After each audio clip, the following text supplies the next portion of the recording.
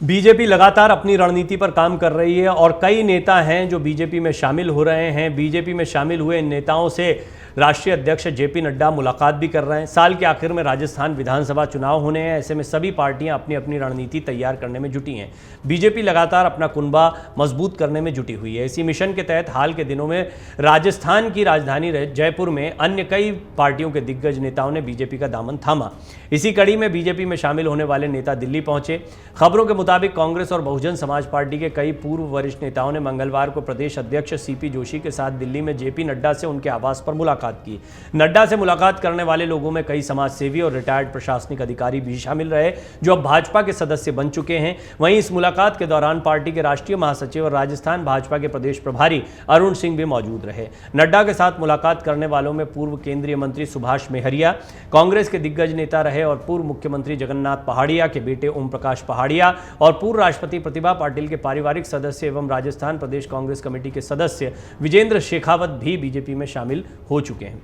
वहीं मुलाकात के दौरान बीजेपी प्रदेशाध्यक्ष सीपी जोशी ने कहा कि इन सभी लोगों के बीजेपी में शामिल होने से राजस्थान में भाजपा की ताकत और बढ़ेगी। उन्होंने कहा कि राजस्थान की जनता कांग्रेस के परिवारवाद, भ्रष्टाचार और तुष्टीकरण की राजनीति से त्रस्त है और आने वाले विधानसभा चुनाव में वो कांग्रेस की निकम्मी सरकार को उखाड़ फेंकेगी। मुलाकात के बाद जेपी नड्डा ने कहा कि पीएम मोदी के नेतृत्व में जिस तरह से पूरे देश में विकास यात्रा चल रही है, उसमें राजस्थान की जनता भी शामिल होना चाहती है। वहीं मुलाकात करने आए नेताओं ने कहा कि भाजपा जनता के लिए काम करने वाली पार्टी है, उससे जुड़ना गौरव की बात है। हम सब पार्टी को विजयी बनाने के लिए प्रयास करेंगे।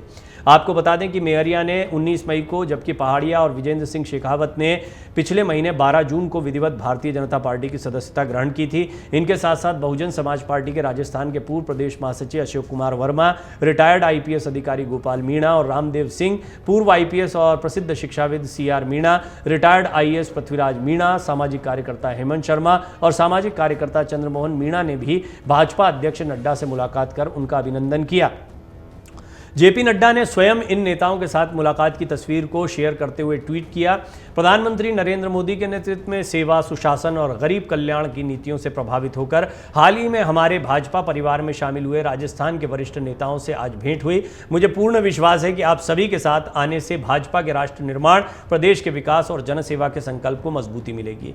वहीं जेपी नड्डा ने खुद इन नेताओं के साथ मुलाकात की तस्वीर शेयर की है और जैसा मैंने आपको बताया कि उन्होंने बताया किस तरीके से प्रधानमंत्री के सुशासन की वजह से ये लोग अब प्रभावित होकर भारतीय जनता पार्टी का हिस्सा बन रहे हैं। इस मौके पर राजस्थान बीजेपी के राष्ट्रीय महासचिव और प्रदेश के प्रभारी अरुण सिंह ने दावा किया कि राजस्थान की जनता कांग्रेस को अब उखाड़ फेंकेगी। निकम्मी सरकार तक उन्होंने कांग्रेस की सरकार को कह दिया। कुल मिलाकर यह बीजेपी का एक बड़ा दांव माना जा रहा है और बहुत स्पेसिफिक आप देख रहे हैं, मीणा समुदाय से कई बड़े चेहरे आए हैं, तो यहाँ पर फोकस मीणा समुदाय पर दिख रहा है। ये भी एक ऐसा समुदाय है जो बहुत महत्व का समुदाय राजस्थान की सियासत में माना जाता है। बीजेपी अंदर खाने अपनी रणनीति पर लगातार काम कर रही है, बड़े चेहरों को, असंतुष्ट चेहरों को पर नजर बनाए हुए है और उनको अपने साथ में लेकर आ रही है। दूसरा, बड़े चेहरे चाहे जेपी नड्डा हो, गृहमंत्री अमित शाह हो, प्रधानमंत्री मोदी खुद हो, लगातार राजस्थान में रैलियां कर रहे हैं। तो ऐसा नहीं कि बीजेपी हाथ पर हाथ धरे बैठी है। दरअसल ये सवाल इसलिए खड़ा होता है क्योंकि राजस्थान की सियासत में चुनाव का कुछ वक्त रह गया है। ज्यादातर चर्चा का विषय गहलोत और पायलट की खींचतान रही, जिसको आखिरी समय में सुलझाने का दावा कांग्रेस ने किया है। अब देखना होगा कि कितनी सुलझ चुकी है। हालांकि अभी जिस तरह का स्टैंड दोनों नेताओं का दिख रहा है, उससे बहुत स्पष्ट है कि ये दोनों मिलजुल कर अब पार्टी के लिए प्रचार करते दिखाई देंगे। कांग्रेस की स्थिति इस लिहाज से बहुत मजबूत दिखाई पड़ती है क्योंकि अंदरूनी फूट के बाद में कांग्रेस की स्थिति गड़बड़ाई थी।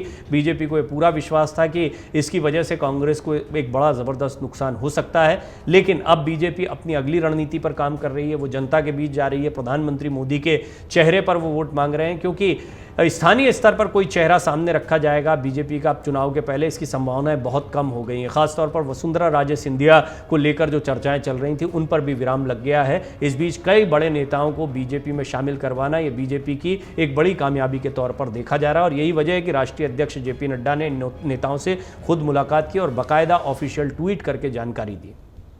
अमर उजाला अब आपके टीवी पर भी।